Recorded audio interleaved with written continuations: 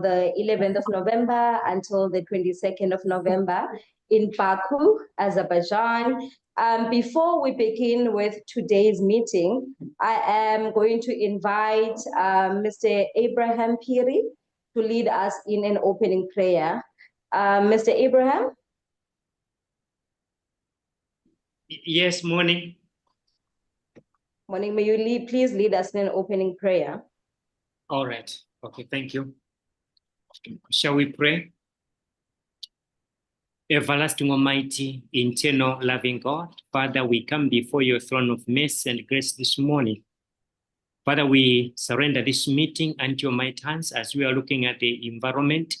Help us, Lord Almighty, to be the stewards of good environment. Father, begin with us and end with us. In Jesus' name we pray. Amen.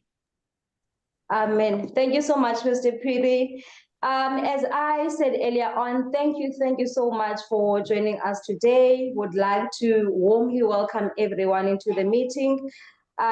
Please feel free to introduce yourself in the chat, and please let us know who you are and where you are joining us from today. And also, as we are proceeding with the meeting, if you have any questions, please post those questions in the chat. We will also allocate time for a Q&A session at the end, but we would like for you to, post all the questions that you have, or if you're needing clarity on anything, you can do that on the chat box. I would like to invite people to just take a few minutes and complete a poll that we have before I take us through today's agenda. If you look on your screens, there should be a poll asking you 3 questions. May you please just take a minute of your time and complete that poll for us. And then I will then take us through today's agenda, and then we will start. So there should be, if you look at your screen, you should have post-COP reflections poll 1.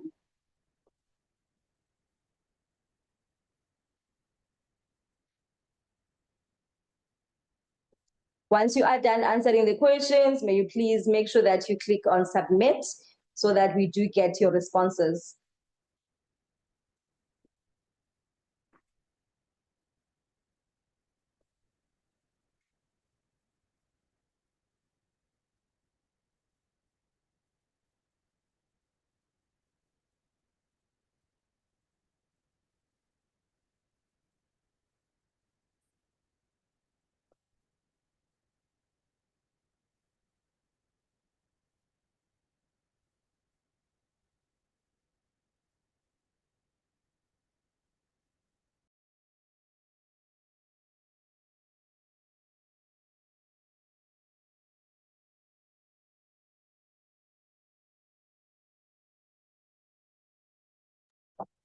Okay, thank you so much for completing the poll.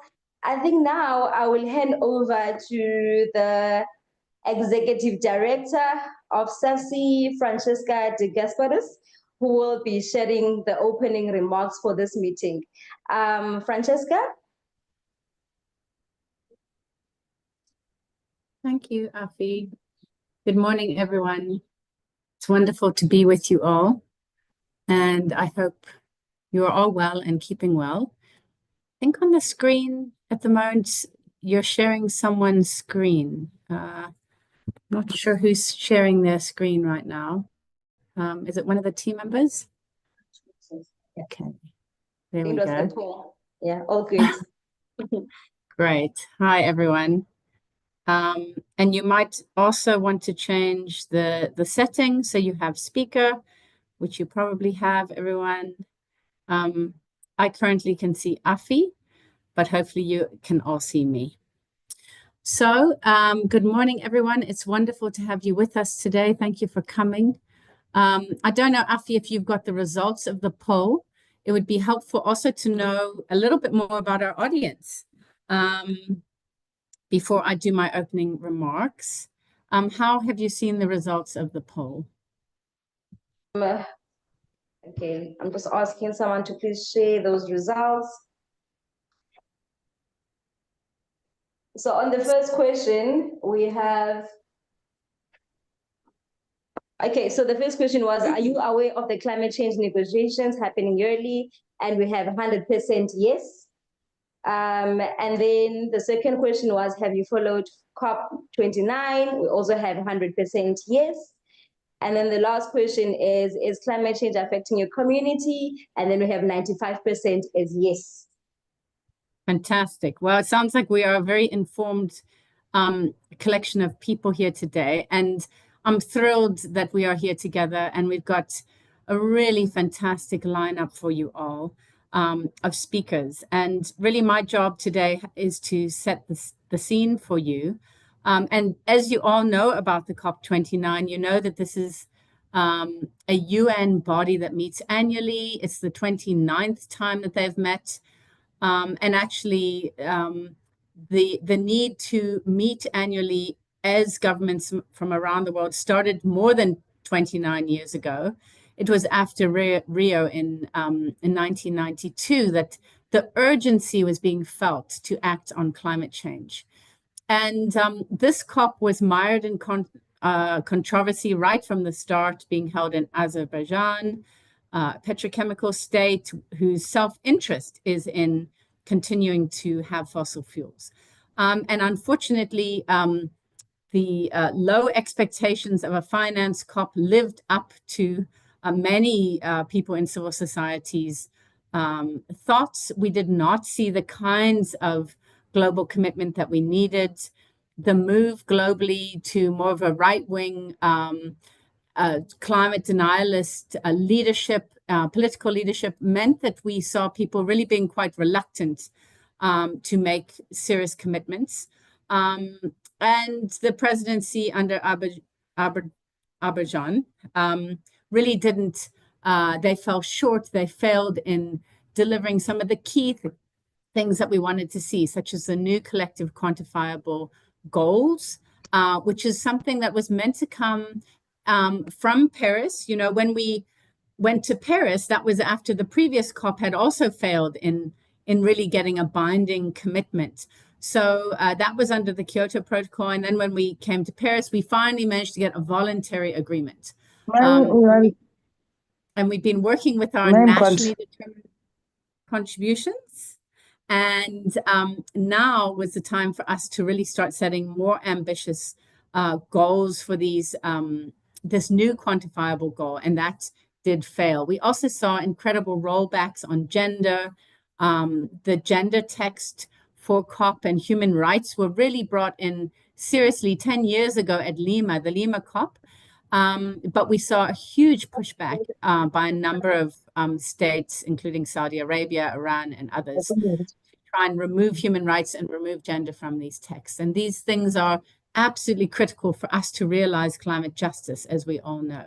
So today, I wanted to just set the scene very briefly and just say, yeah, we are really profoundly disappointed with the outcomes from COP. We're very concerned about where this leaves us as we go to the next COP, which is in Brazil late next year, which is not a finance COP, it's a political COP. So it's going to have a lot of attention because it really needs to push us forward. That being said, and we'll be hearing from our speakers about some of the highlights at COP. It wasn't all negative. There was some progress made, and civil society and many countries pushed hard at the end to keep the gender text in, even though a lot of very serious compromises were made along the way. So I'm going to, without any further ado, hand back to Afikile, who I believe will be sharing a little bit more about our wonderful speakers today. We're absolutely thrilled that really leading people who have been following the negotiating and making things happen at COP29 are here with us today to share more about their experiences. Thank you, Afi, and back to you. Thank you so much for that, Francesca. So while we are waiting for one of our speakers to join, I will just share a brief introduction and all the speakers' bios. So on the program, like Francesca already mentioned, that we have people that will be reflecting and sharing on the highlights and the lowlights and, you know, things that were happening in Baku, Azerbaijan. So on our program, you might have seen that the first speaker is Chief Director Pemi Kasela, who is the Chief Director for International Climate Change Relations at South Africa's Department of Forestry, Fisheries and the Environment. Chief Director Pemi has, extensive experience in international relations and negotiations, and with a keen interest in understanding environmental management, climate change issues, and its impact on the vulnerable, in particular, women and children. And then after Chief Director Penny, we are going to have Mr. Augustine Jamshi, who is the co-founder and chair of political and technical affairs of Pan-Africa Climate Justice Alliance. And he will also be sharing key outcomes from COP, and then also maybe touching on whether is there any progress that is made in the climate discourse from a Pan-African civil society perspective. And then we will allow for a Q&A session. So please make sure that you are noting down all the questions that we have for our speakers. And also you can start posting the questions that you have on the chat. And then we will give a chance to give time to Mr. Million Bilay, who is the coordinator, general coordinator of AFSA, and AFSA is the Alliance for Food Sovereignty in Africa. He will also be touching on the implications of COP29, outcomes for agroecology in Africa, and then we'll have someone who is going to be now responding to all the presentation from a youth and gender perspective. And then after that, we'll have our closing and prayer from Mr. David Munene. I think without any further ado, I will now hand over to Chief Director Penny Kasela. Okay, so Chief Director is having a bit of struggle with joining us.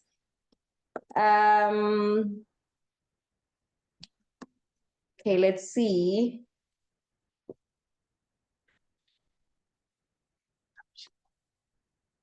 Okay, maybe let's see if maybe Mr. Jamshi has joined us, then he can go first, and then Chief Director can go after him.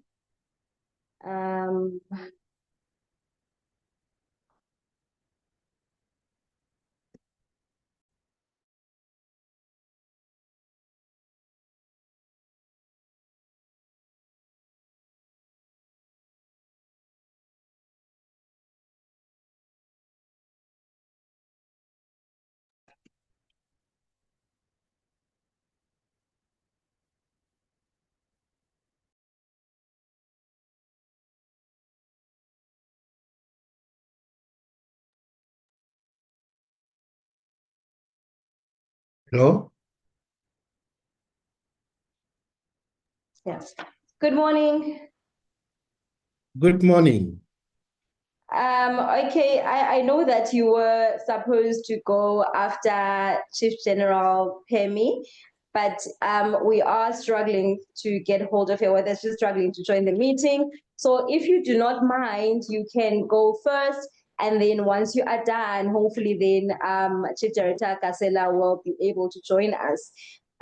So just briefly, before I give over to you, the person now who's going to be talking first is the Executive Director of the African Coalition for Sustainable Energy and Access. And like I mentioned earlier on, that Mr. Augustine will be sharing key outcomes of COP29 and sharing whether there's any progress in the climate discourse from a Pan-African civil society perspective. So thank you so much once again for joining us today, Mr. Augustine Jamshi. And ladies and gentlemen, please help me welcome Mr. Jamshi. Thank you very much. And thank you, Gabriel and the team for inviting me. We just came back from Baku, and we're here in the office trying to do reports, then trying to do more project proposals, and which is a little bit complicated for us. I just thank God that we came back safely, and And from yet another COP that was somehow a disappointment. Colleagues, ladies and gentlemen, dear friends, if we want to look at the key outcomes of COP29, we have to look at what was it intended to be. I think the major feature of COP29 was finance. COP29 was supposed to deliver on the new quantified finance goal for climate action from 2025 to 2035. A little bit of history. The 100 billion that was on the table, that was decided in Copenhagen, was a firefighting solution. In December 2009, when we were in Copenhagen, the developed countries first injected the language of 10 billions. And for those of you who know me and my team, we took the rostrum. I was arrested because our cry was that $10 billion will not be enough to buy the coffins of Africans that will die from the impacts of climate change.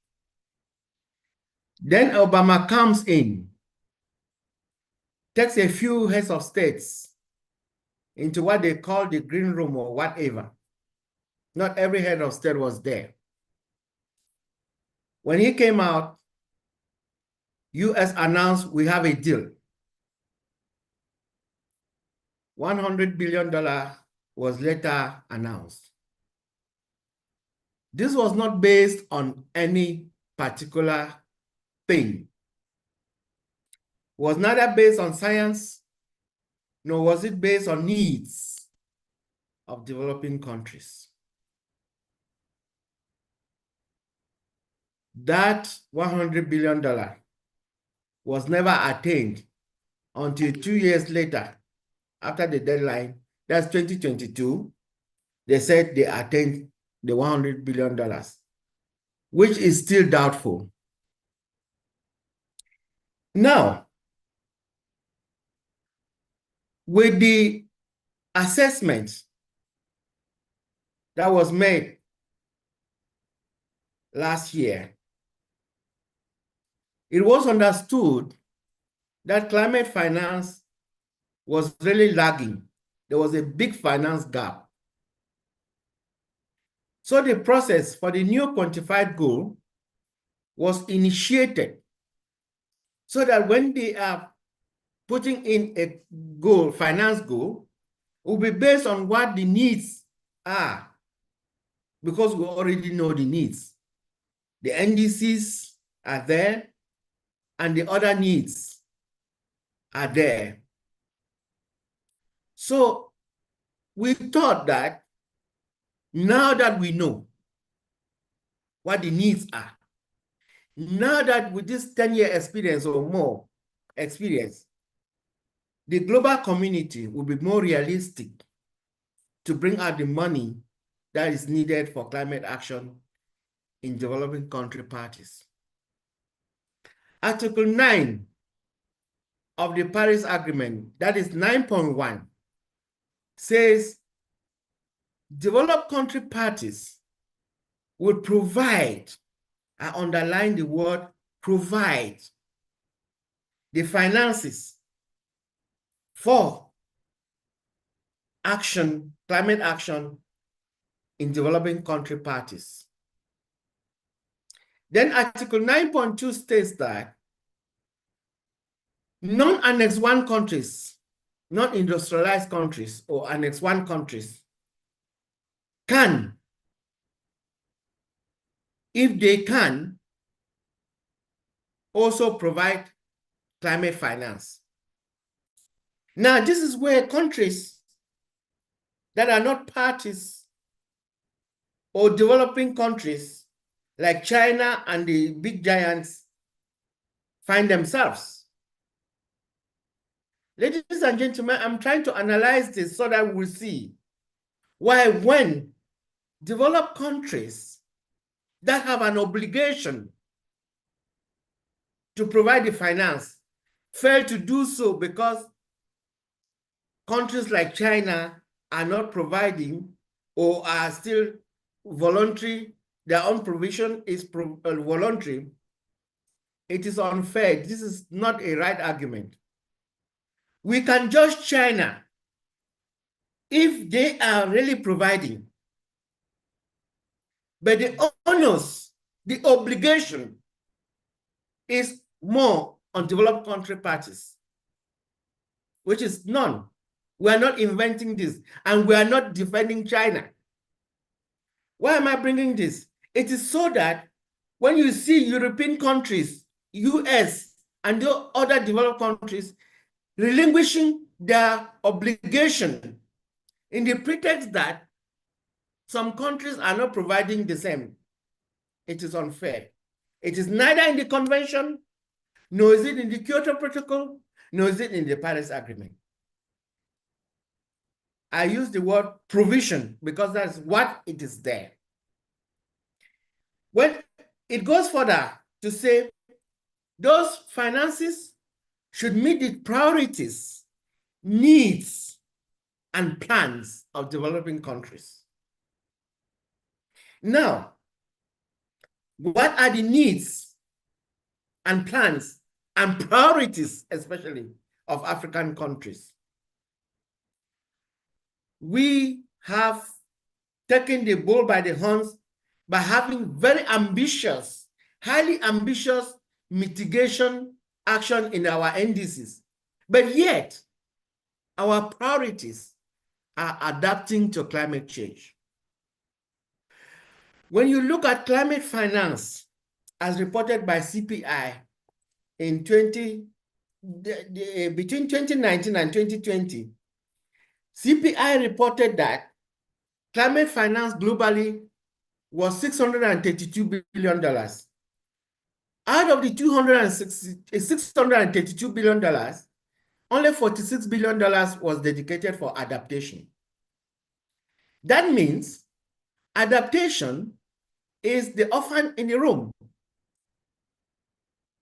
So, going forward, going to Baku, the African countries believe that now that our adaptation needs are known, now that our needs are very clear, unlike Copenhagen, that was a firefighting, Baku will deliver on climate finance.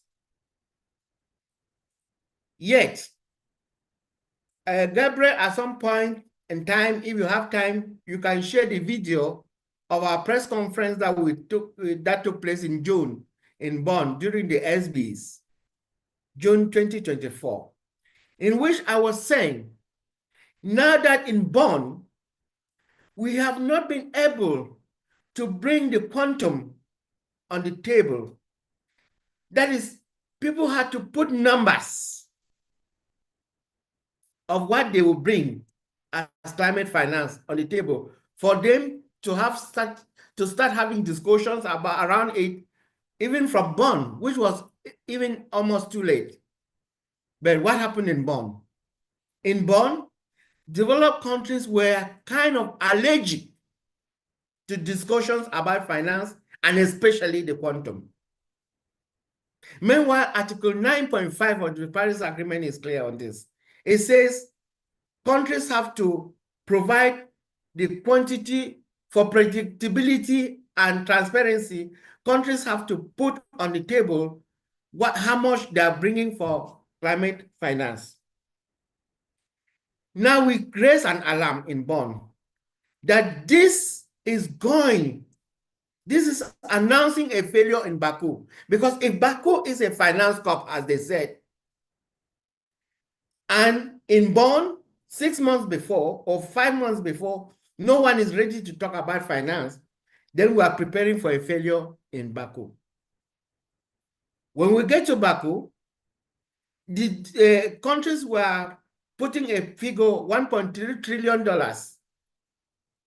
on the table like the finance needs for developing countries. What the developed countries proposed was $250 billion per year. And then when there was an outcry, they said they can move up to 300 billion and no more. And this was a kind of ambush because it was a package, a take it or leave it, in the words of European negotiators. Take it or leave it. The reason was that if we miss this opportunity to accept this and we don't have a deal, Donald Trump is coming to power in America. Some countries, some industrialized countries, will see the right-wing movement gain power, and it will not be helpful for anybody. And then we say, this is blackmail. When we were in Bonn and developed countries refused to discuss money, finance, nobody at that time knew Trump will win elections in the US. Besides, why is it that we must always, give in because of the mighty US or climate deniers regimes in the North, global North? I think countries have to take responsibility. There is a historical responsibility that cannot be shifted because individuals or groups are taking power. Besides, maybe the reason these right-wing movements are coming up, are gaining ground, is just because of the hypocrisy of some of the so-called progressists. Otherwise, why is it that climate finance is so difficult over the years? Secondly, are we making progress in the top? Well, progress on some things. Article 6 was concretized. The framework for carbon trading was now adopted, and in the words of the proponents of that first solution, they say it will trigger in trillions of dollars from private financing for climate action. But yet, Article 9.1 is not about public private financing. It is about public funds. Even when it goes to Article 9.7 of the Paris Agreement, that talks about mobilization, it still qualifies it as mobilization from public sources. So why do we relinquish our duties?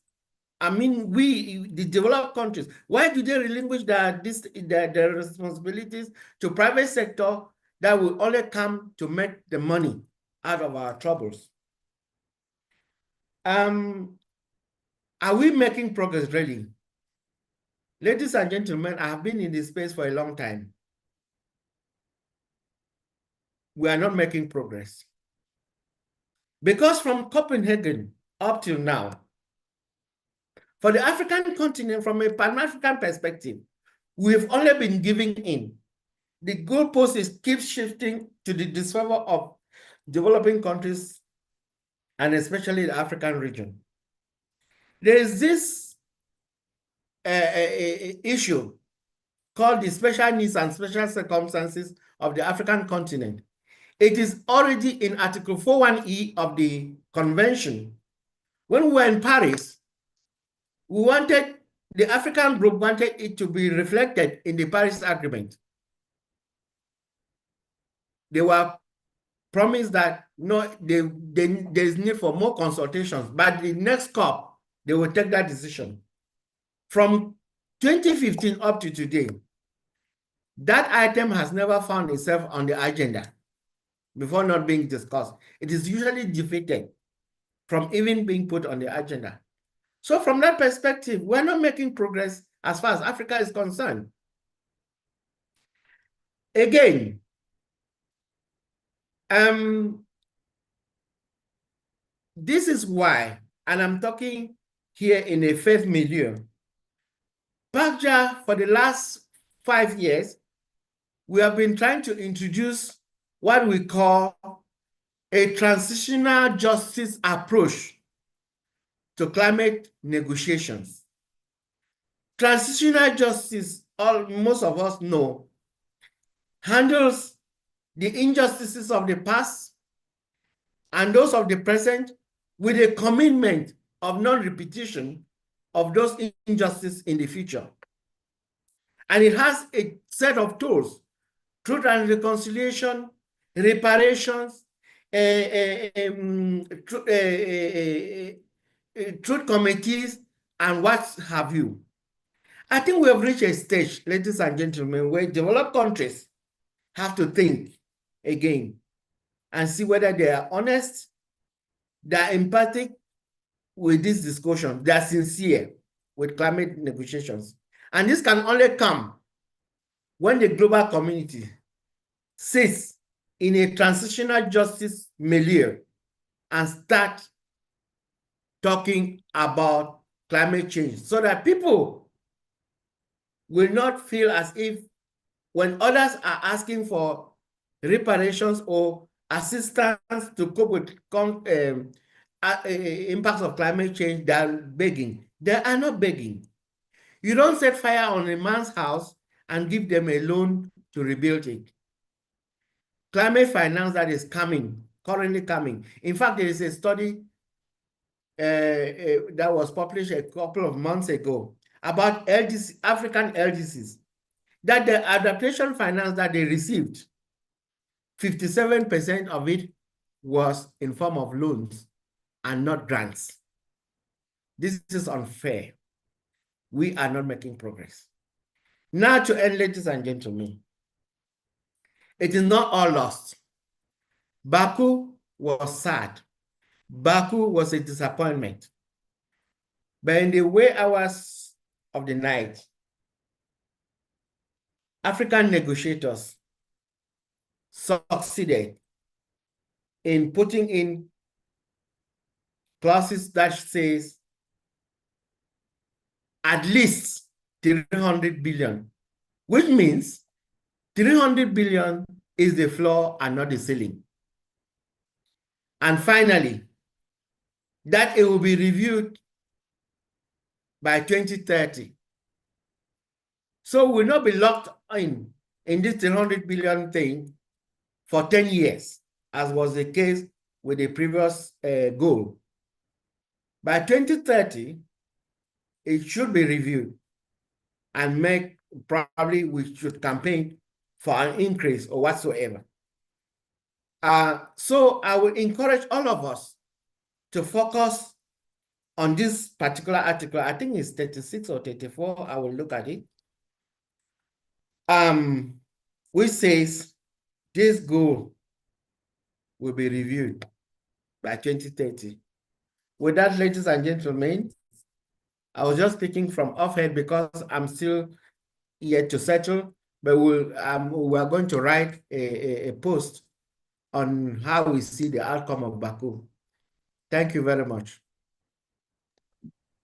Thank you so much, Mr. Augustine. Thank you for providing a very detailed background and information on what was happening in Baku. I do see that there is questions on the chat and that some of the people who have joined us might also have questions. I think maybe let's just allow for time for people to ask questions while we still have you here so that you can respond to the questions. Also because Chief Director Pemi will not be able to join us today because she has fallen sick. We were just notified of that this morning, so she will not be joining us.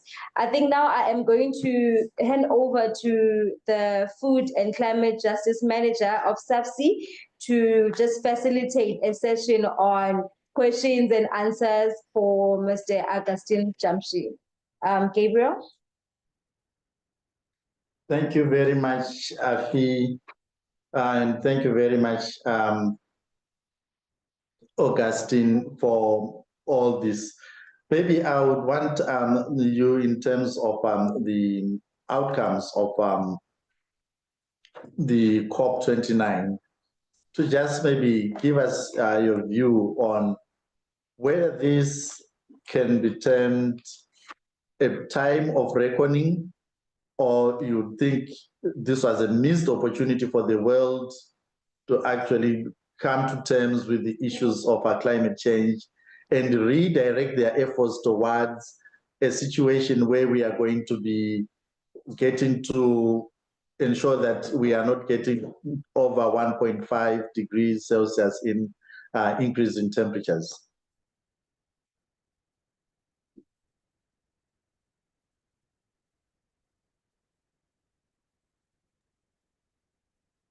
Hello? Yes, you may go ahead and respond. Okay. Yeah, I think it's a time of reckoning for me. It is not yet a missed opportunity. It will only be a missed opportunity if we, the global citizens, give up and let the minority take control of the world. Why am I saying so? If there was anything that unified developing countries in Baku and even before Baku, it was the fact that they were all united that the $300 billion or so little, so late. We need to, this should act as fuel for us to come together. Especially, we need the voice of the faith movement. And in fact, the faith movement was highly present in Baku. And we need to encourage and continue to grow, because this is fast becoming something that is beyond climate change. A few people around the world are taking control of everything, and we cannot allow this to go. As I said, the fact that this will be reviewed in the next 5 years, that is by 2030, we should start a process now. We should start asking for a process to set in, so that by that 2025, or by 2030, we should have had more pressures so that they will be realistic. Because it says the target is moving up to 1.3 trillion. That is just a facade as far as I'm concerned. They're thinking of encouraging investments from private sector who will make their money, and then they will all bundle it as climate finance. This is not what Article 9.1 of the Paris Agreement says. Now, where has this language of investment come from? Surely. The Article 9 doesn't talk about investment anywhere, except I'm mistaken. It talks about provision and mobilization from public sources.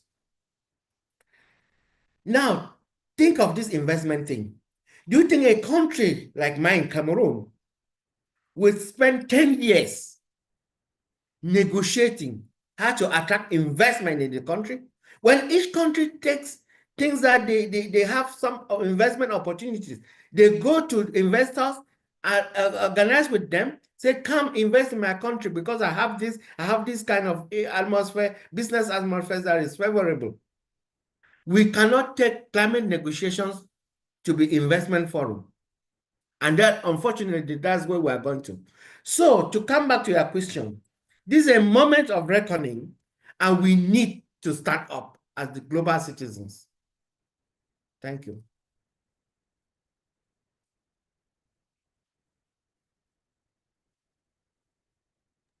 Reverend Rachel Mash, which says, the challenge is to get the voters from developed nations to push for climate finances. So we as faith leaders need to bring our voices together with voices in the developed nations Otherwise, it feels like we are crying in the wilderness. We need to bring our experience and impact of climate change into the faith communities in US and in Europe. Many Republicans are Christians, and therefore, how do we impact those? Maybe it also relates to what you have also mentioned on how do we impact those. So also coming back to this, you have detailed the situation very well. But now maybe from a CSO's perspective, what are the steps that can be taken to redress some of these as we go maybe for Bonn and also as we target COP30?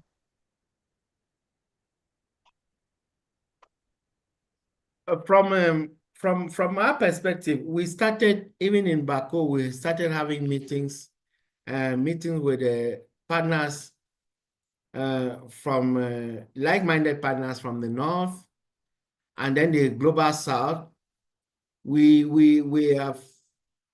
are trying to build a strong movement that takes us to Belém, and our premise is that 1992 to this time will be 32 years. If 32 years after the conventions were signed, the real conventions, Biodiversity Convention, the Convention on Desertification, and then in this case, the Convention on Climate Change, we are not seeing any progress. We are not seeing any progress in any of those. Biodiversity, the reports are saddening. Desertification, I don't know much about that, but I'm not sure it's good news. And then the worst is climate change. I think we should take Brazil as a year of accountability. We need to hold our leaders accountable. Why is it that climate change keeps running away? Biodiversity keeps, biodiversity loss keeps increasing. So is it because of the more we have these meetings, the more the environment is deteriorating? So if for Belém, we have one agenda item as global citizens, which is asking for accountability from our leaders and from ourselves as well, probably that's the way to go. And as I said, PACJA has been on this path of trying to bring a transitional justice approach into these climate negotiations so that there's need for confidence building, there's need for trust, there's need for remorsefulness, there's need for objectivity, there's need for empathy. And that can only come when we're bringing in a transitional justice approaches into this climate discourse. And this can be led by the church. This can be led by the faith movements because you bring the moral voice.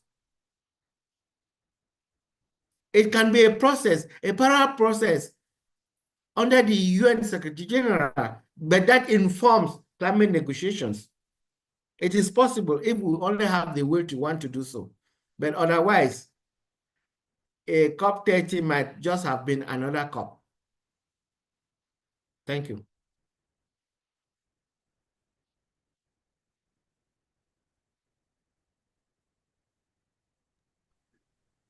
Thank you very much, Augustine, for those insights. And we are now going to turn back to Afi so that we can have our next speaker. But maybe if you can hang around a bit also, we know you are pressed, but if you can hang around a bit, I know there are some more questions that have also come up. But thank you for now. Back to you, Afi. Thank you. Thank you so much, Gabriel, and thank you so much for the questions that we have received.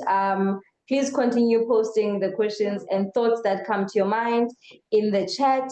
I think now we are going to go over to our next speaker, and that is someone who's going to be responding to the presentation from a youth and gender perspective. So the person who's going to be talking next is Ms. Tara van Renneveld, who is the Climate and Policy Coordinator at SAFC. So Ms. Tara, over to you. Thank you.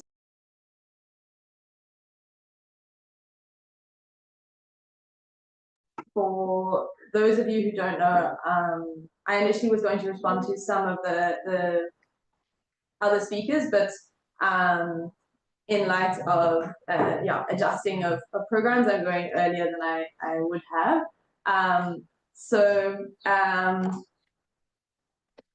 I just wanted to start by, for those of you who haven't been to a COP, just setting the scene around what this craziness looks like. So this year was, as Augustine mentioned already, was a climate finance COP. And there were about, I think, around 60,000 people that were filled in the stadium and just milling around. And in the center of COP are the negotiations, which is where you have any country that is recognized under the UN Framework Convention for Climate Change sends a delegation to negotiate different climate agreements. So probably the most well-known one is the Paris Agreement, which was a legally binding agreement to keep temperatures under 1.5 degrees. And this year, as Augustine mentioned, the emphasis was trying to mobilize finance to respond to climate change. And we understand, given the history of those who are most responsible for causing the climate crisis, that there is something called what they call common but differentiated responsibility. In other words, the global north are much more, the developed world are much more responsible for causing the climate crisis than the global south. So just for context, the African continent emits something around 5% of global greenhouse gas emissions, but the impacts of climate change are most severely going to be felt and are already being felt on the African continent. So this is why the conversation around why we need to mobilize climate finance at these big UN multilateral spaces is so crucial. And another unique thing about the COP space is that it's one of the few spaces where a developing country like Kenya, for example, has equal footing, in theory, with a developed country like the US, because all the texts are negotiated on the basis of consensus. There are obviously a lot of different issues that come into play here, where the US delegation tends to be much more funded, so they are able to negotiate around the clock, whereas poorer countries tend to lump together. So we have, for example, the African Group of Negotiators. So parties within the African continent come together and they come to some kind of a consensus around their positions on different texts. And so coming back to the setting of the context, you have this giant stadium that is filled with 60,000 people, and this year was a small COP, all negotiating. The parties are all negotiating multiple texts at the same time, and parallel to that, you also have multiple side events that are being run by countries, delegations, and delegations from different UN-recognized bodies, and also a lot of fossil fuel lobbyists. So this year we had, I think Francesca already mentioned, perhaps, but we had over 1,700 fossil fuel lobbyists attending the COP, and essentially you can imagine what they're doing. They're meeting with delegations, they're meeting with governments, they're making commitments and agreements, and they're using this space to actually accelerate the climate crisis by ensuring that fossil fuel usage is entrenched within our future. So that's just setting the scene. And I know I've taken a little bit of time doing that, but I think it's important for us to have a shared understanding and picture of the craziness that this space, like the intensity of it, and how so many things are going on at the same time. So then coming back to what were some of the outcomes. So Augustine referenced this $300 billion of climate finance that was mobilized. And to put it into context, estimates are that something between 1.3 to 1.5 trillion are actually needed per year to mobilize and respond to the climate impacts that the world is experiencing already. So $300 billion is really, I mean, it's barely scraping through in terms of provisioning for what we actually need. The other thing is that this agreement was also made space for multilateral development banks to come in and provide private finance. So coming back to, again, the previous speaker's points around loans and adaptation finance often being in the form of loans, you know, we understand, especially in the global south, how heavily loan-based financing impacts our day-to-day existence. If your country is spending a huge amount of its gross sort of domestic product in just paying off debt, that has a repercussion on your cost of living, on the day-to-day existence of those living within your country. So taking on loans in order to address climate change impacts that were not even caused by you, there are some real, deep injustices that are being perpetuated in that practice. So that's just about a note around the failure of what they call the NCQG, the New Collective and Quantified Goal, to actually mobilize the levels of finances that were required. Another sort of point that was mentioned, so last year there was this fund that was set up called the Fund for Responding to Loss and Damage. And this is supposed to respond to the sort of extreme and slow onsets of climate change impacts. And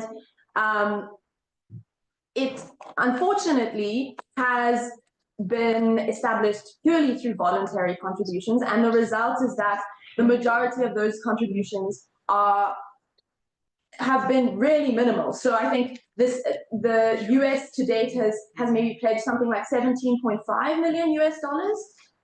And within this new collective quantified goal agreement from this year, loss and damage was not acknowledged in the text.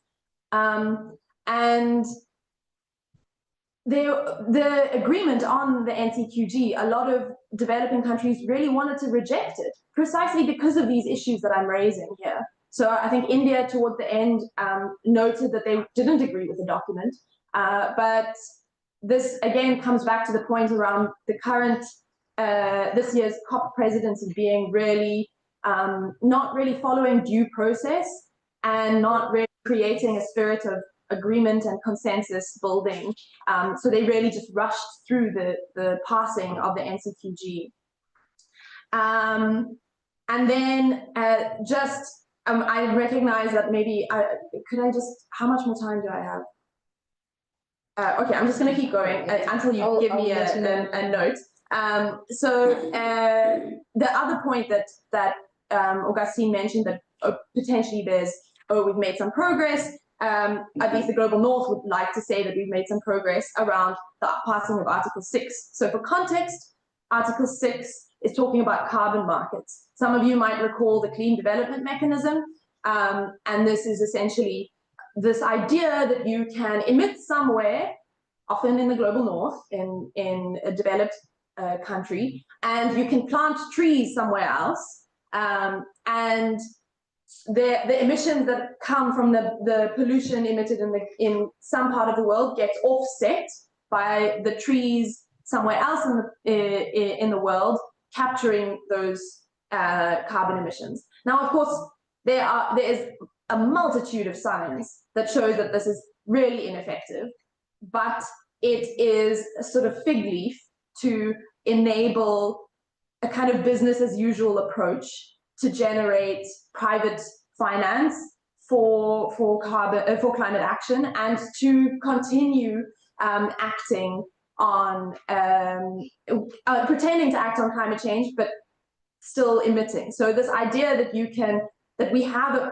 an existing budget that we can still use for carbon emissions is blatantly false. We have already this year exceeded, it's the first year that we have been more than 1.5 degrees above pre-industrial levels. So this year, I think we averaged, it's on average going to be the hottest year on record, and we have exceeded that 1.5 degree of warming mark. So we don't have any more emissions that we can be trading with. And as the world gets hotter, the effectiveness also of our trees and ecosystems to capture carbon also reduces because of a variety of biological processes. So the fact that Article 6 has been passed, and this is being touted, especially in the global north, as this like success, is something that, especially on the African continent, where there's a long history of land grabs, we should be very worried about. And then finally, I just want to make a note around, in particular, a lot of the gender and human rights language in many of the different texts was lost. There were many countries that were lobbying and negotiating really strongly to remove particular gender related language. And so there was a point where the presidency was sort of putting forward a quite poor gender text, and essentially saying either you take it or you leave it. And eventually the parties did accept the gender text, but there was a lot of language that was lost in terms of recognizing how a woman's access to resources, to land, and the importance in particular of mobilizing funding to implement a gender action on the ground. And for those of you who might be thinking, well, how does gender link to climate change? Well, just think in the average person's lived experience in rural South Africa, for example, where you don't have access to water and you have to walk really far to get water. And in South Africa, we have high levels of gender-based violence. And if you are walking much further as a result of climate change drying up your nearest accessible water point, you are more exposing yourself to greater levels of greater possibilities of being exposed to gender-based violence. So that's one very simple example of how gender intersects with climate change. And I can't go into the depth of this right now because I don't have the time, but essentially there are many ways in which the youth and women in particular are most vulnerable to the impacts of climate change. The youth, the gender, women, as I mentioned before and outlined, but youth because we as the youth are the ones who are going to have to deal with a worsening crisis as we move forward. So the fact that developed countries are not providing climate finance, the fact that the UN process is really failing and getting so diluted each time by fossil fuel lobbyists is really a cause for concern. And especially for me as someone who is very young and is also a woman, yeah, I can't say that I left this COP with a huge amount of optimism. It was quite depressing. That is my personal take. But yes, I think I'll end there because there's not much more that I could say on that. There's not much point in getting into the depths of all the different nitty-gritties with negotiating and the texts, but I'm open to any questions as well. Thanks. Thank you so much, Ms. Tara van Reineveld, for again sharing the highlights and emphasizing how gender and human rights language was lost in most of the text. So like Ms. Tara already mentioned that if you do have any questions for her, please keep those questions. Or you can even post them in the chat. She is going to be around until the end of this meeting. Because of time, we are now going to move over to our third speaker of the day.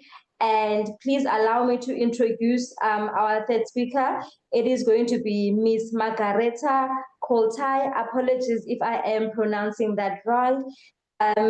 She is the Senior Policy Advisor for Climate Justice and is part of ACT Church of Sweden.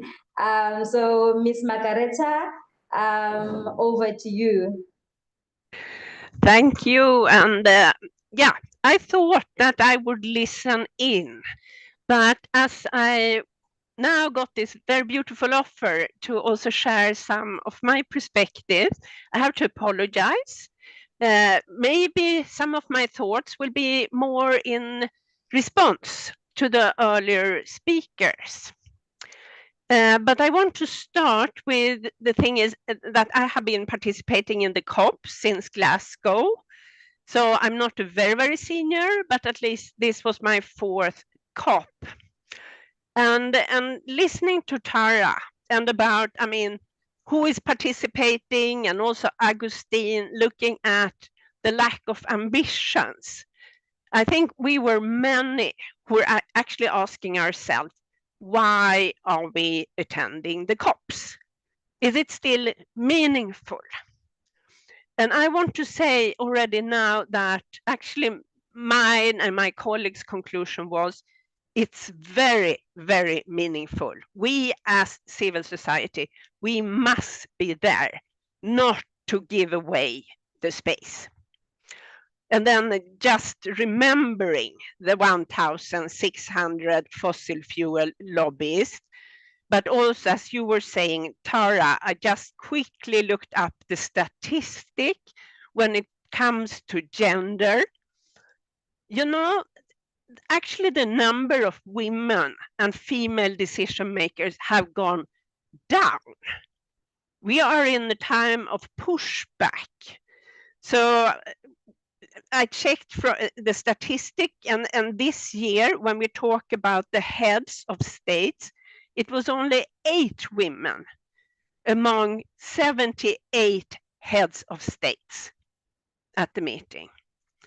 And I have not seen the statistic yet, but in Dubai, we know that it was only 19% of the, or no, sorry, 34% of the national delegation, which were made up of women.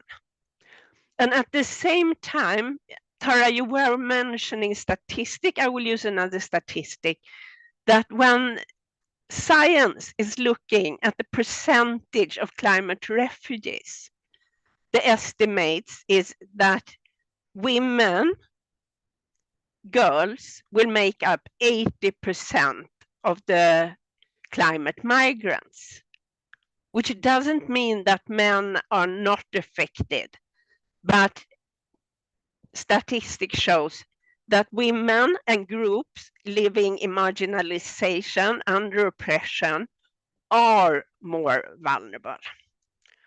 So of course, then considering that we have the COPs and this space is more and more taken over by climate denials, but also groups with very authoritarian values. And I will come back to that and the gender negotiations.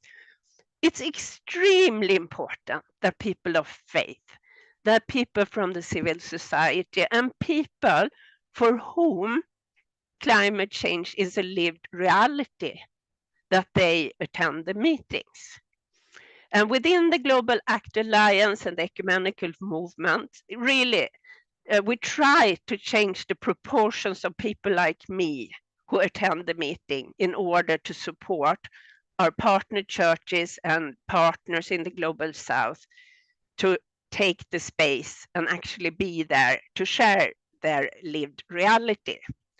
Because I think one of my observations where it is clashing, also when we discuss the new collective quantifiable goals, is that, yeah, you can use a lot of paragraphs, you can use a lot of meaningless bureaucratic language, but if these negotiations will not be about the lived reality of people, nothing will happen.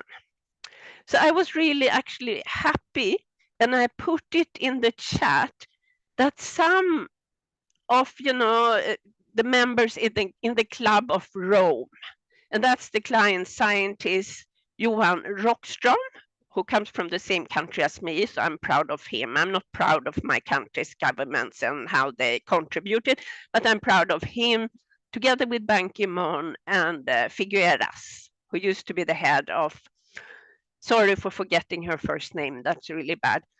They actually said it's enough to have a COP in a country where there is not a real, climate leadership, where there is not a real sense about the urgency when it comes to transition away from fossil fuel. And I would highly recommend us all, to read their letter. It's really, really good. Another thing which made me really happy before the COP was that the UN Special Rapporteur on the right to development, he has written a report or submitted a report on loss and damage. But for the first time in history, he's trying to actually propose a framework for climate justice. We have been using the term of climate justice, but what does that entail? So when we talk about climate actions and we look at the human rights implication, what does that entail? I think this framework is extremely useful for all of us who belong to the civil society to use and back him up.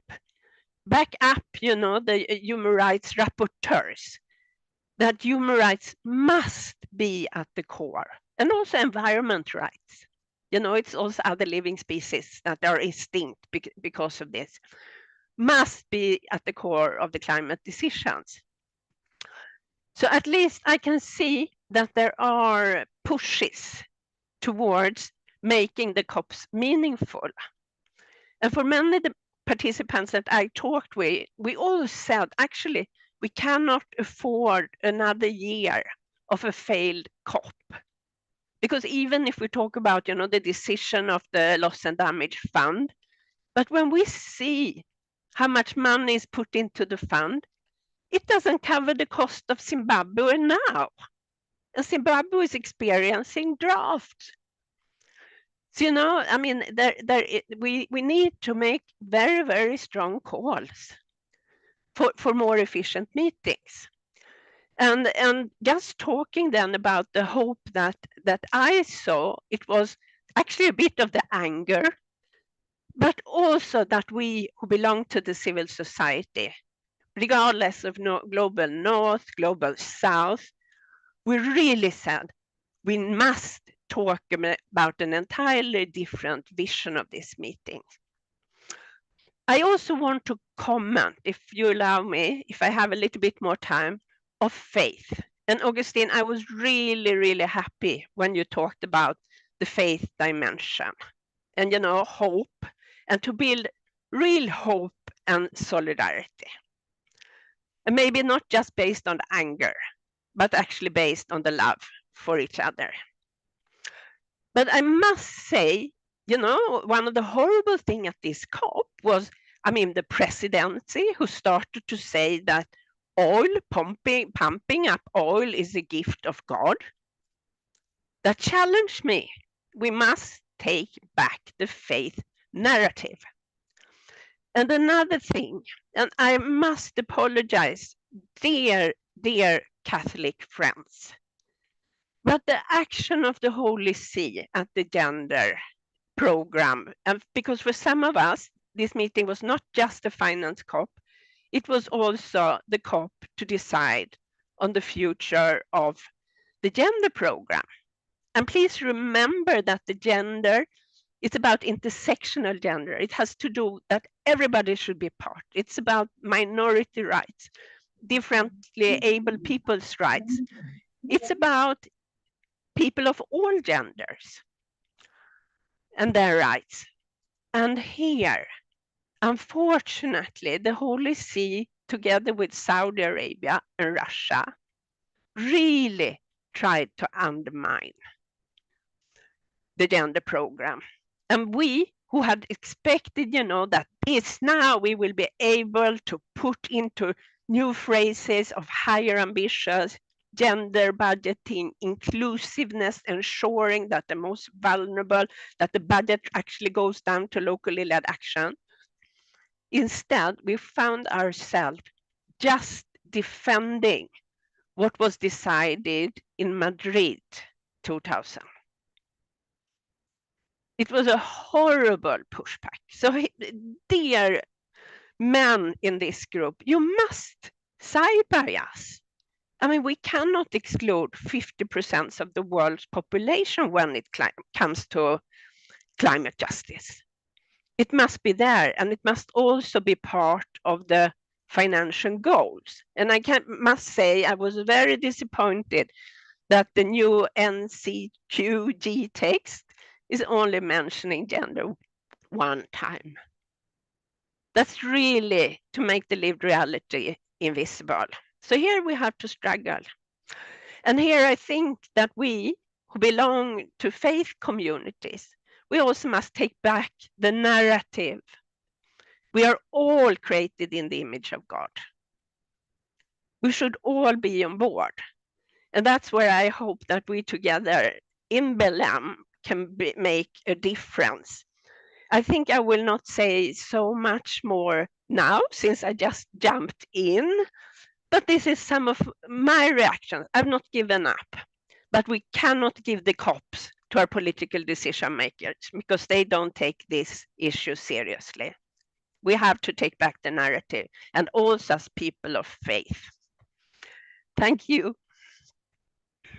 Thank you so much. Yeah, I hear that you're saying that you just jumped in, but thank you so much for sharing that very much detailed response and again emphasizing, you know, the role of faith and things that, you know, people of faith can do in order to influence, you know, what happens in some of these discussions. I think before we move on to our next speaker, we do have time to take a few comments and questions. So I am going to give over to Gabriel just to facilitate a Q&A session for us. Thank you once again, Afi. I would like to just have a quick points that I want to raise, some that have been raised by other participants on this group. I take note of Vincent's contributions and recommendations where you are saying we need to develop enforceable mechanisms to hold nations accountable to their climate commitments, as well as also push for the operationalization of the loss and damage fund with clear guidelines and equitable access to vulnerable nations. Sonia asks a question that the funding that is distributed as loans, what are the repayment terms, that is interest rates, etc.? Because Africa is already heavily indebted. So are these terms negotiated at all, or these just remain as challenges to the African people. If Augustine is still in, would you please attempt to respond to that question? And to Margaret, you have indicated the issue of the narratives. How can we take the narratives of the faith communities further so that we are able to ensure that the faith leaders would take these issues to the political leaders, even as they head towards Brazil? So I'll start off with Margareta, and then we'll go to Augustine. So you want me to comment on that? Yes. Yes. No, but I really think both faith leaders, but we should also give all of us as believers agency. I really think that our voices matters. I can see that in my own country, where our government is failing us a lot just now. We have a conservative government in place, but the church has decided on our own roadmap for the climate. So I think what we can do and should do is to provide these positive examples of actually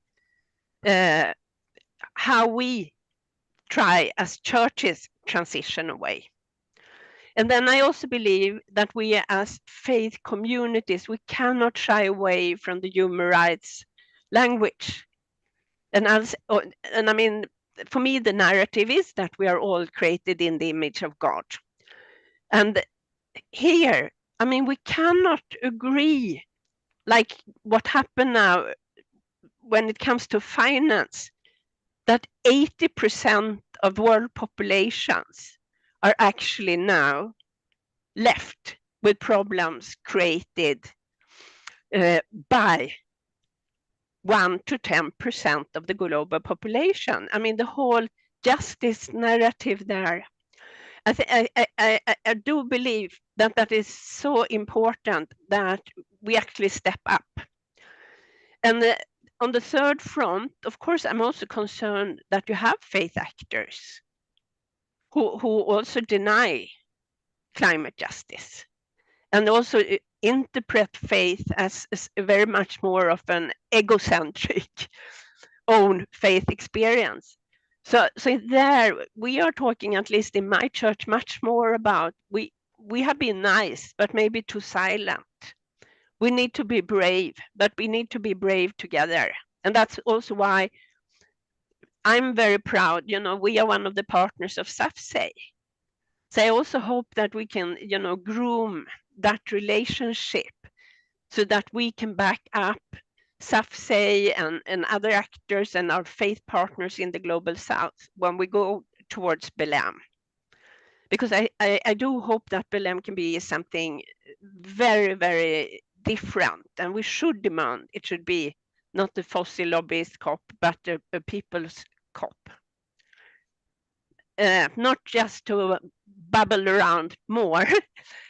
I think that is what I can see just now. And just also thinking about, there is already faith activities. I put in the chat the link to the Interfaith Liaison Committee. They have been a strong voice since the first COP. They were also the ones that, you know, started to have the name signatures before Greta and wonderful Greta and Fridays for Future actually were able to mobilize so many youth. It was the faith actors who mobilized the signatures from the ground. So maybe we have to start campaigning together as faith actors toward COP30 already now, and to see so that we can be more visible, to stand on the side of people and also stand on the side of creation. And I also want to thank Desmond Tutu, because he was the one actually at the COPs handing over all these name signatures, I think both in Copenhagen, but also in Durban. So I think it's time also for our faith leaders to step up and be there with us with strong prophetic voices. Thank you.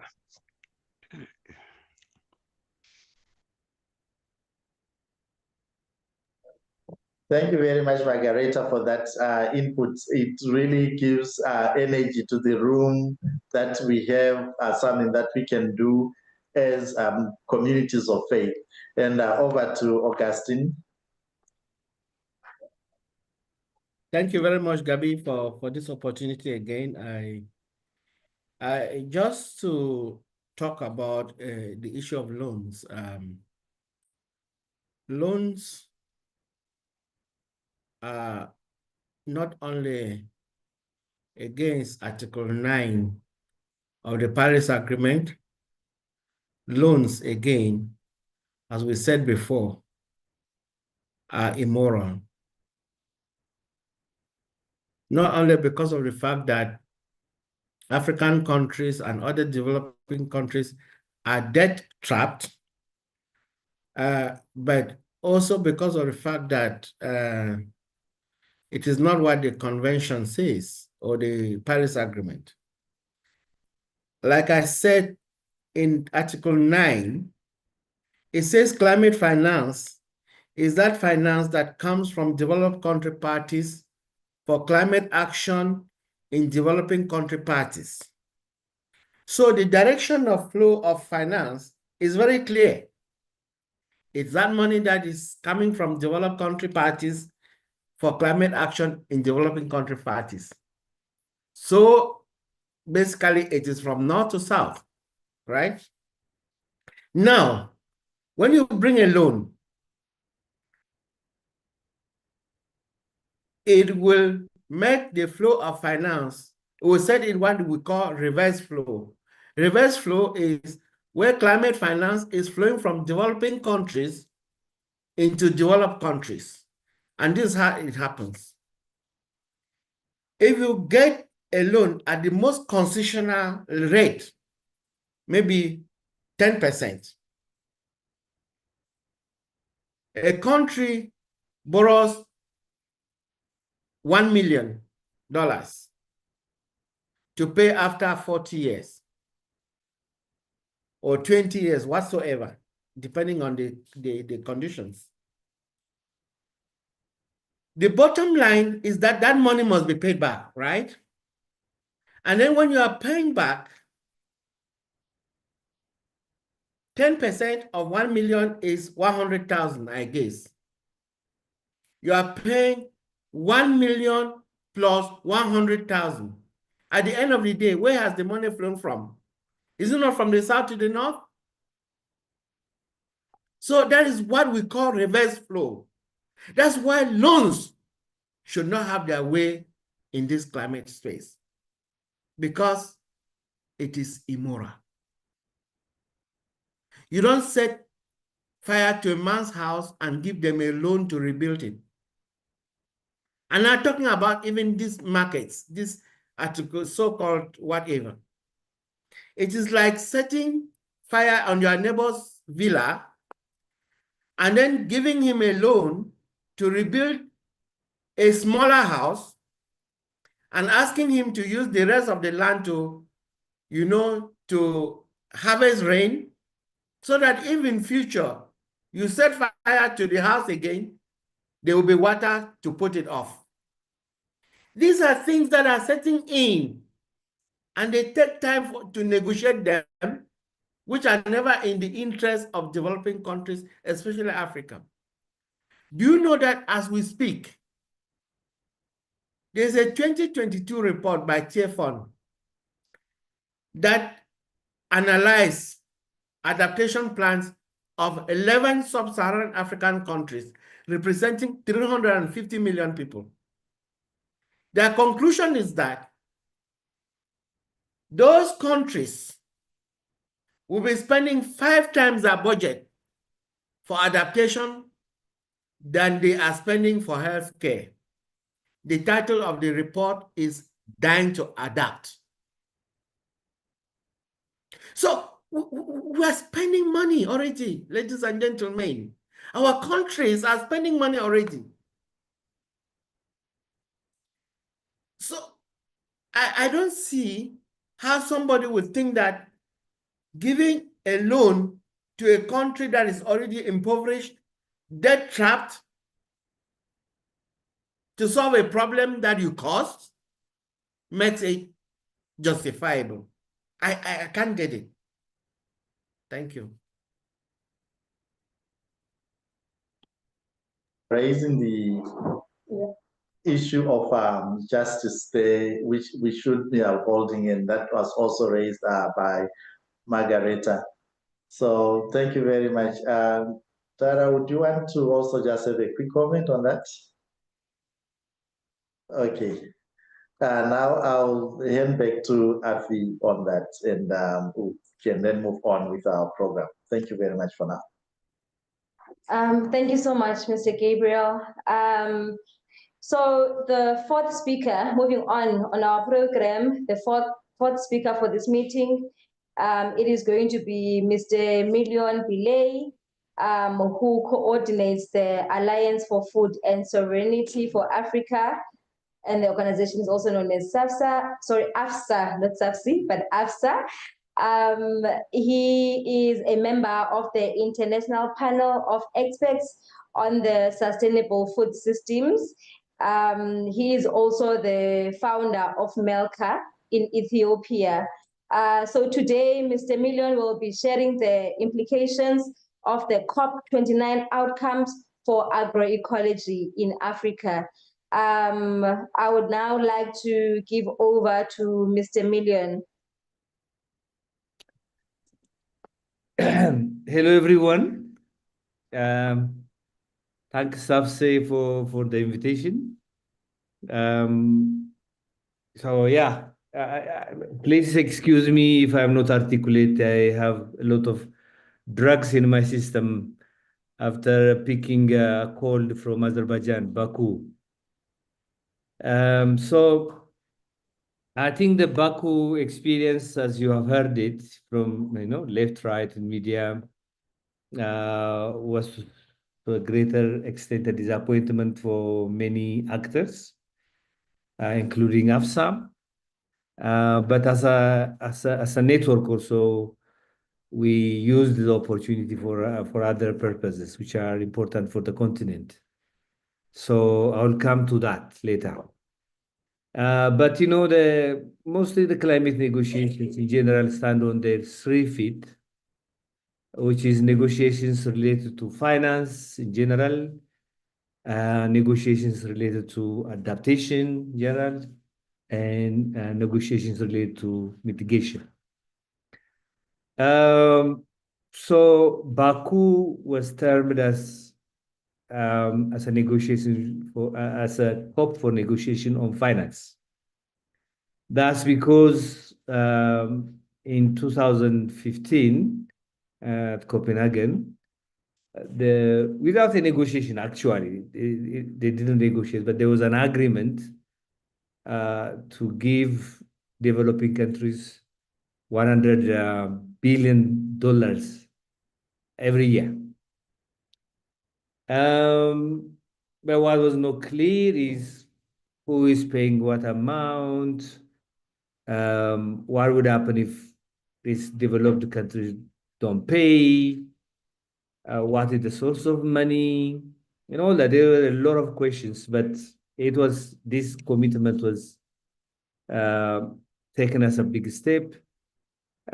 So this agreement has a 10-year life, so it will end in 2020 and 25. So there was a need for another negotiation on finance.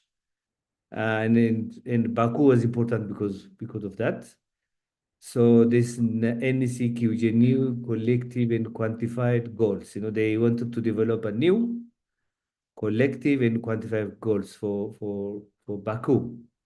Globally, I think a study which has come out quite recently said that right now developing countries spend around $500 billion, or the damage that's done on developing countries because of the greenhouse gases or the climate crisis amounts to close to $500 billion.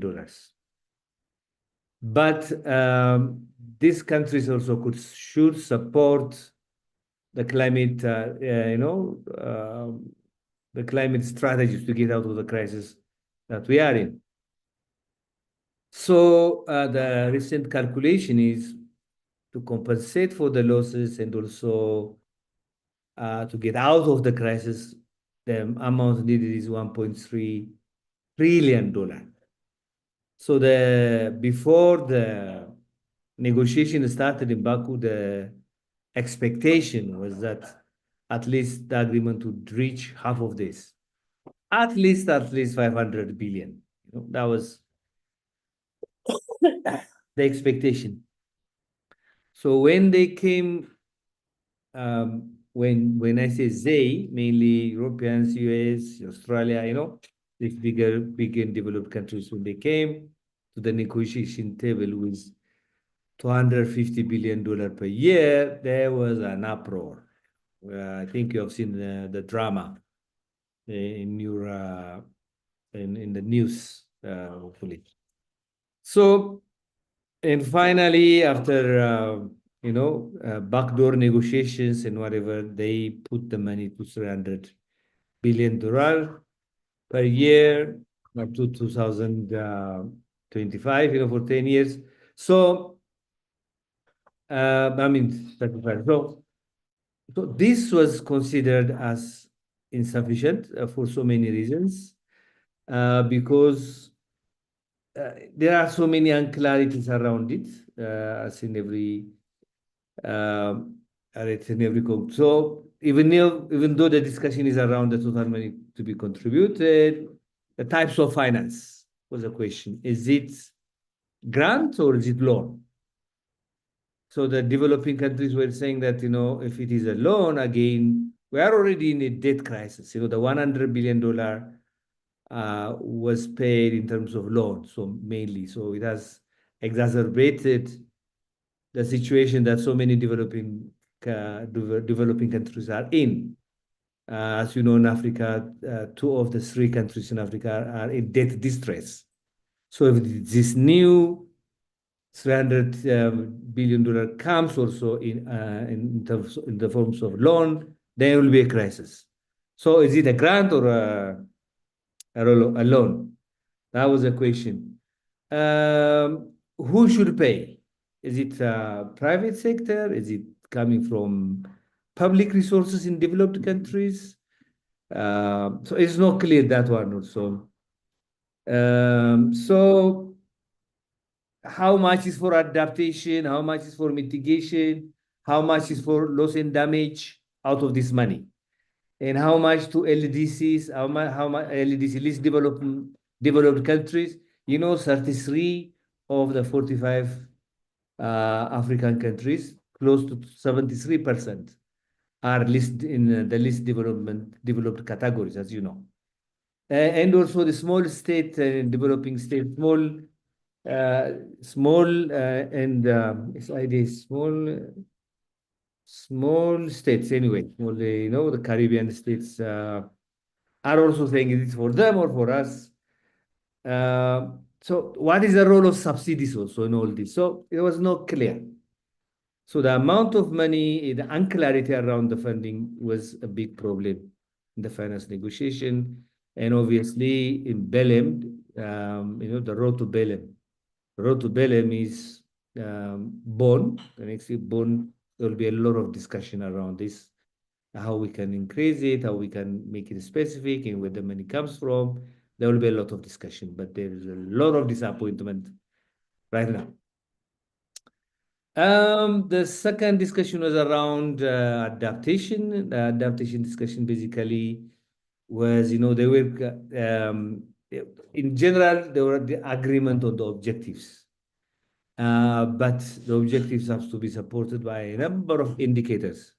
So they have asked for a comment for indicators. There were over 2,000 indicators suggested.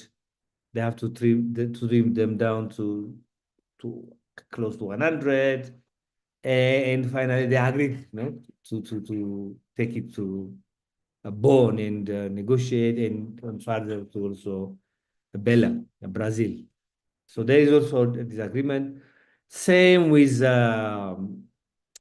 mitigation, also there was no clear agreement. On gender issues, very little progress, some disappointment also here and there. By the way, under what we are doing as AFSA is, I think that when I come to us, the Alliance for Food Sovereignty in Africa, the core of our work is to contribute to Africa's transition to agroecology. That's it. So question for us is how can we use the climate space, the climate COPs, to further that agenda? That's what it is.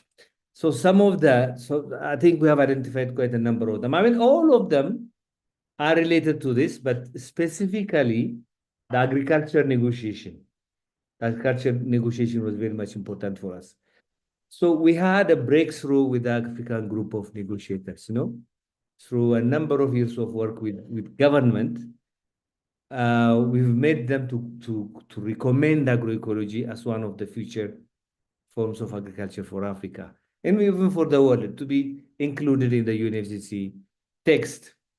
But others have also their own agenda, like climate smart agriculture, nature-based solution, regenerative agriculture, AI-based agriculture, biotechnology, and all that. This is negotiation. Everybody comes with their own agenda. So how are we going to include agroecology into the negotiation? That was a question. So the history of the negotiation on agriculture is that they had 5 workshops. Out of the synthesis of that 5 workshop, they produced a document. Now that document is called a Sharm el-Sheikh Joint Work for Agriculture and Food Security. So there were 2 negotiations happening at Baku.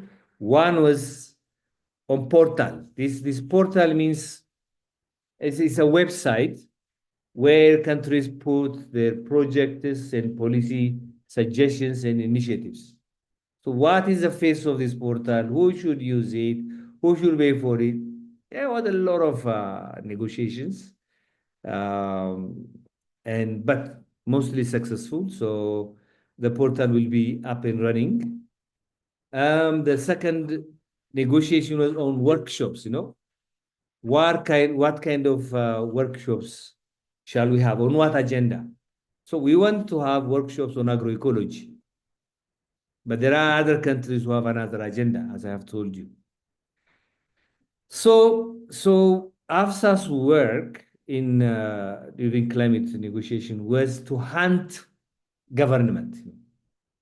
So we have spoken with the Minister of Planning and Development in Ethiopia, with the negotiators from South Africa, with the negotiators from Zimbabwe, Cameroon, DRC, Tanzania, in a range of governments.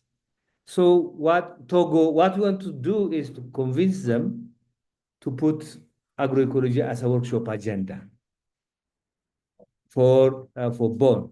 Once that is discussed and agreed, it will be in the text, then it will help us to move the agenda.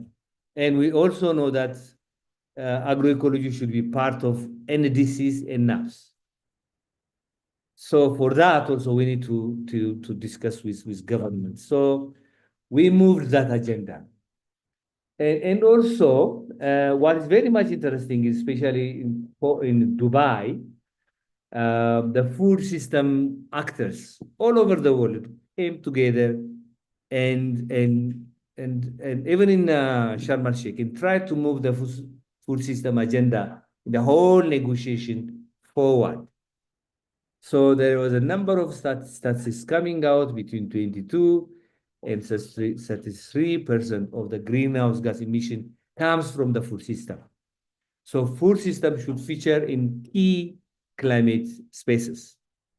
So there was a little bit of success during COP28. The global stocktake was produced as one of the negotiated documents during Dubai, but food system didn't feature. So there was a resistance for including food system. Basically, also every country wants to put their agenda forward. Even for African negotiators, to even think of food systems was very, very difficult. What is food system? They want us to include food system in the negotiation because at the end of the day, they will put restrictions on kind of exports that we want to produce. So food system, no. For us, it is agriculture. So there is a lot and lot of resistance, but that resistance has weakened somehow in Bonn this year. They have included food system. I think the mention of food system in the Sharm el-Sheikh joint work for agriculture and food security that two-page document. So our effort is also to push food system agenda. So there was a number of side events on food system at the COP now, but unfortunately, it's not yet in the bigger texts, the most important political texts. But the food system group globally was much more coordinated this time. So in that way, there is a movement in that direction. One thing I can say is that there is a big question for people. There's so much skepticism around these COPs. Are they important? During the traveling, you use airplanes. They fly. They release a lot of carbon dioxide. So it's much more adding to the climate crisis than solving a problem. So why do we need these meetings? I would say that, what if these meetings were not there? That's a question. A format of these negotiations should change. That's a very good idea. But I think for us as African civil societies or social movements, we can see that it gives us some advantage also to showcase really diverse and very, very critical stories of change from Africa. There are a lot of, a lot of stories of change in Africa, and those should be emphasized and promoted, and the COPs gives that opportunity, and it gives us also an opportunity to work on our governments and to create linkage among social movements in Africa and with other movements. So yes, that's what I wanted to say, and thanks for your attention.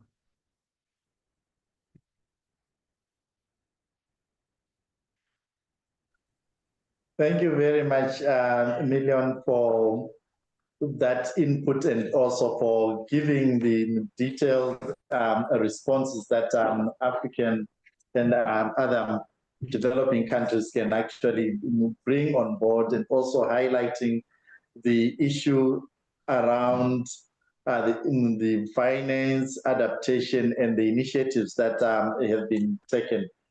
Maybe we can just also have some quick questions that have come through on the issue of the responses, maybe from the Alliance for Food Sovereignty in Africa's perspective. What would you think should be the point of collaboration for all the African governments as well as civil society to rally everybody behind the issue of pushing for greater recognition of the need in terms of our financial needs?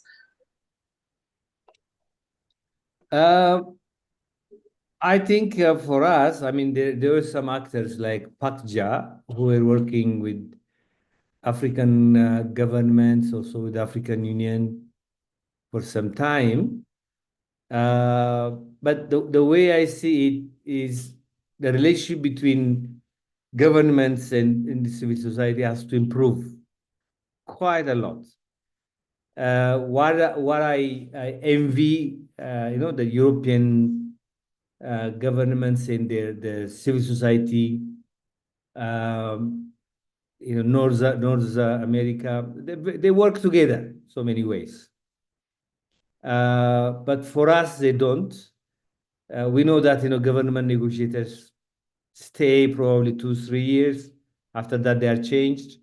But the civil society in Africa lasts together. To be honest, we are very much small in these spaces. There was a statistics quite a shocking statistics quite recently. Africa represents probably 7 to 8% of the people who are participating in these COPs, while we are facing the brunt of this climate crisis. So, but all of us going to Africa, to these COPs and coming from different groups have to work together. The level of cooperation, even among civil society at the COPs, is very, very, very little. Really little. You don't see African civil society who are going to these places, coming together, having an agenda, sharing that agenda, moving and trying to influence and coming become, the strategic kind of involvement. One thing that we are hoping to do is to start this kind of collaboration. And that's what we have agreed also with PACJA to do more work. But the government, we have to work on them. Government, they have their own agenda. We are light on our feet, we can decide on so many things. But government negotiators, they have to call back to their center here if they don't have their ministers and the people who are decide there their meeting. So we have to understand where they stand on, and we have to bring them together so that we become impactful together. Thank you. Million for that. And I think we take from you that the working together of the government and the civil society, and even having a strategy from Africa collectively with the civil society, is very, very important for us to be able to get our negotiation in place, and also to be able to get something out of the negotiations at all the COPs. I would like to also invite any other questions from the participants, if we do have, and then we can go on to wrap up. Any burning questions from the participants in the room? Can I say one thing, Gabriel? Sorry?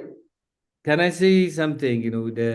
I just want to mention the initiative that we have started quite recently. What Please we did. Sorry? Please go ahead, but make it also short. Yeah. What we did was recently in Nairobi, one of the things that we have planned to do is influence our governments at the country level to include agroecology in NAPS and in disease. So we invited government responsible, actually the people who are responsible for including agroecology in NAPS and disease, to a conference with our partners from the civil society. So we sat together for 3 days, and finally, they both developed a roadmap on how to do that. And that was very, very much important in the new ways of working for us even. So from us also, we need to devise ways of involving governments. That's what I want to say. Thank you.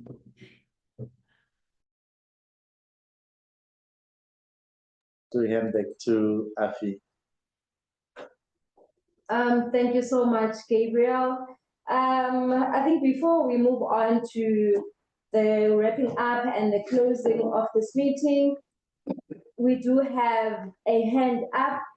Moalima Fagude, I think you have a question, so you can go ahead and ask the question, but please make it short and keep it brief. Hope it is. Thank you for the opportunity. First, I'll start with the presentation made by Margarita. She talks about the participation of interfaith. Yes, interfaith would definitely participate and would make very important insights, because among ourselves we talk about these things and we see them as colonization of the entire globe by the global north, because they want to make it difficult for us to function climatically, so that we owe them for what we do, so that eventually they're able to access our resources for free, because we will be failing to pay them back for what we owe them. And coming to the next speaker, whose name I've forgotten now, who was after Margarita, who says, this issue is immoral. It is terribly so. And coming to the last speaker, Mr. Dr. Belling, I believe he is right to say Africa does not include their civil society, or the civil society is not fully involved. In fact, they talk about public participation. It shouldn't be participation. It should be involvement from the start, which means politicians need to consult with society, not let them participate in the decisions they've made, because half the time those decisions are so dangerous to the entire humans, to the humanity and the environment in which they live. So they need them, but we know this, the global south is socialized to fear dissent and to want to, if they are leading, impose what they're thinking. They want to be paragons of knowledge somehow, that is our leaders. So we need to overcome that. I think I know how, but I cannot be the one who tells everybody what to do, because they wouldn't listen to me. We need to find a way as Africans of how to work with our governments, our politicians, because the moment they are politicians, the moment they have a position in government, they fear us, they don't want to talk to us. Hence, they have so many bodyguards. So we need to work on that. Start from there in order for us to be safe from the global north gobbling us up. They are so close. It's just not true. Thank you.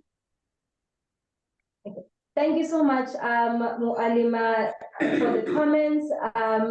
I think, like I said, before, thank you so much to all the speakers that have shared the highlights and, things that should be taken forward and of concern from the COP29. I would like to quickly invite everyone to take part in completing the poll. So if you look at your screens, there should be 3 questions that have popped up. May you please answer the questions.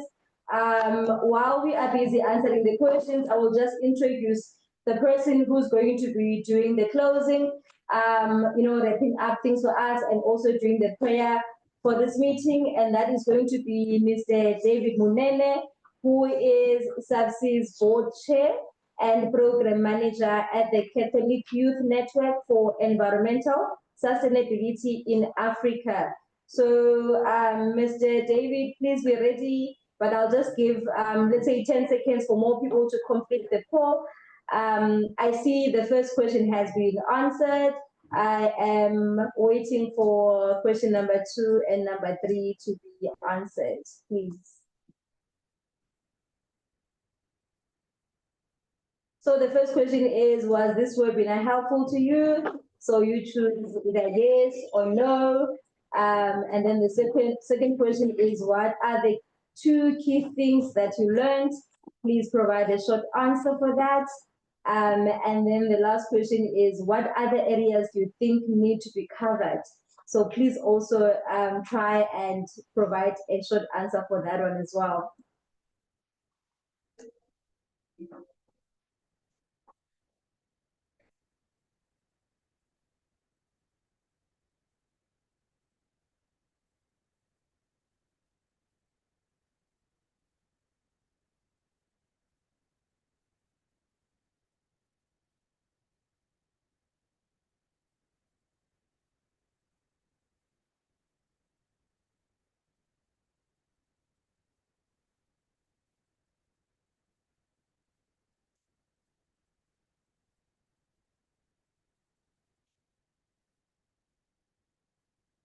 Okay, so both question 2 and 3 are 80% answered. I am now going to hand over to Mr. David to start while people are still finishing up.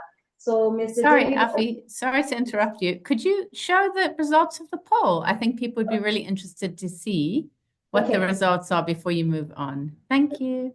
Noted, Francesca. Okay, we'll share the results. Yeah, busy. People are so busy with question 2 and question 3.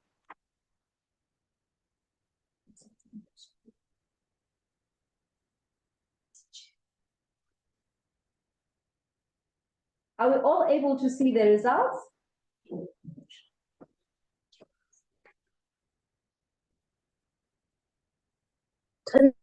Such powerful things, the things that we take into account.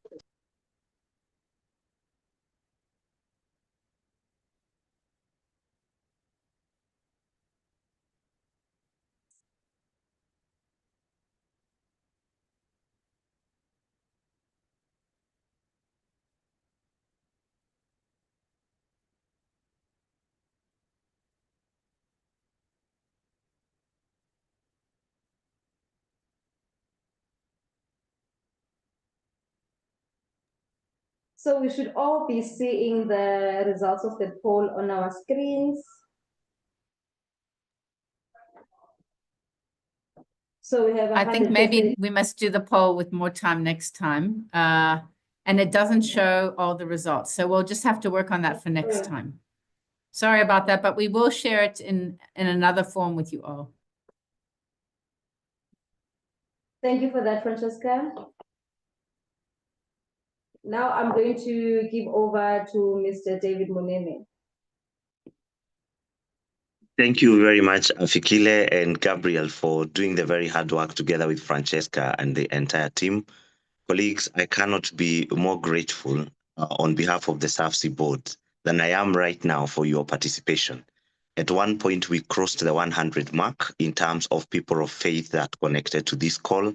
And that is wonderful because it demonstrates the interest we have to fight for climate justice from a faith perspective. A million thanks to Dr. Million for making time to be with us, Agustin Jamshi as well. Margareta, thank you for your insights, and of course, Kara, for the wonderful work that you did in Baku and as well as now during the webinar. Colleagues, your participation has really brought us to a place where we are now funneling our perspectives on COP29 and thinking ahead of COP30 as people of faith. I invite you now to just take a moment to pause. If you're seated, you could sit upright. Make sure that your back is straight and relax your shoulders. Colleagues that perhaps are in bed, it would be great if you could sit up for maybe just a moment. And I invite you to now close your eyes for a moment, just to contemplate on the awe and grandeur of the divine and what God has granted us in the gift of SAFC, in the gift of those who fight for climate justice, and also for the trials and tribulations of those who are deniers of the climate crisis. In a special way, we would like to thank God for giving us an opportunity to connect via technology and be united as one community with a communion of hearts. We express our profound gratitude for the opportunity to have the gift of faith. Nothing more profound, nothing better. We thank you, Lord, for making it possible for us to be believers. But most of all, for allowing us to walk the talk.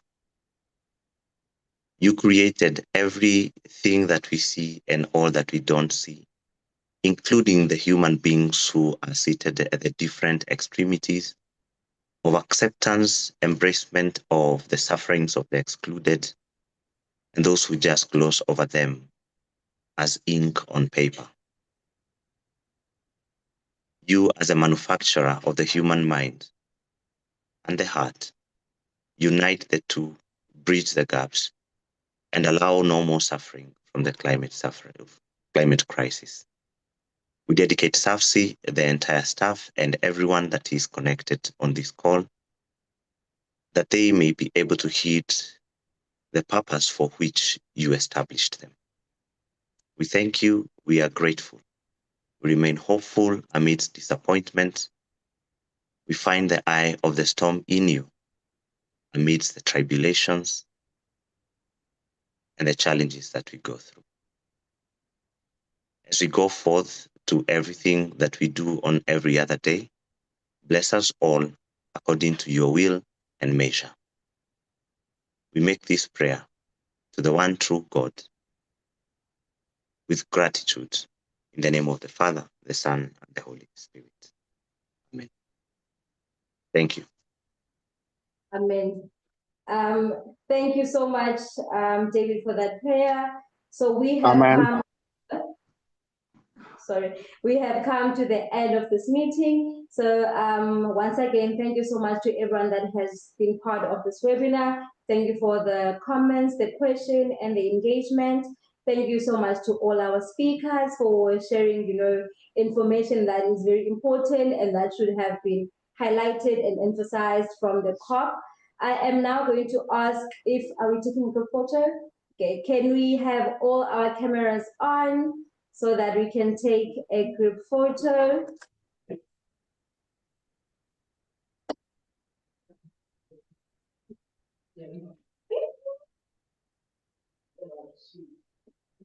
And maybe a few smiles as we take the photo. Thank you so much, everyone. Thank you so much. Thank you so much, everyone. Okay, we've taken the pictures. Thank you once again for joining us. Please take care and Bye. Thank you for the excellent presentation. Thank you. Thank you so much. Thank you so much for the information. Thank you.